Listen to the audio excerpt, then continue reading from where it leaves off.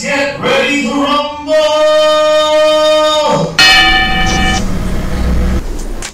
Oh, ready to rumble na ba tayo? Ako nga pala ang inyong host, si Charis, at sasagutin ko ang meme topic of the week 2. Bakit si Pacman ang the best fighter ng mundo ngayon? Isa-isahin natin ang mga rason. Simulan na natin ang count-off! Pinakita niya sa lahat ang kanyang determinasyon at disiplina para manalo. Sa hirap at bigat ng training niya, baka ako sumuko na.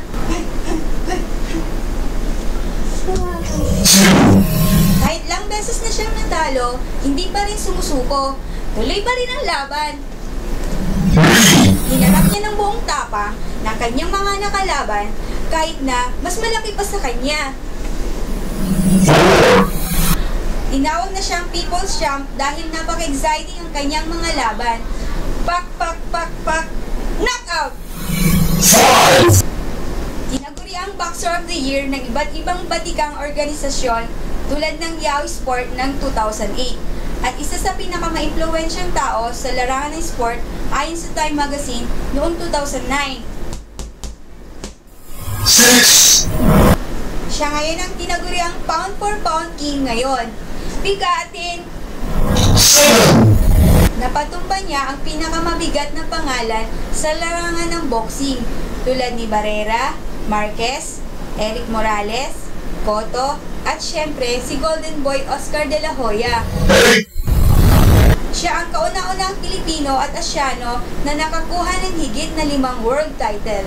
Dun pa lamang, proud na kami sa iyo, idol. 9. Siya ang kauna-unang boksingero na naka-champion sa 7 weight division. Si Pretty Boy, nakailan? Ay sus! 5 pa lang! Ang hirap kayo makapito nun. For the record pang Guinness Book of Record, si Pacman. At higit sa lahat, 10. kahit malayo na ang narating, di niya kinalimutan ng Diyos at bayan. Knockout! KO! Kaya si Pacman ngayon ang number 1. Idol ng lahat.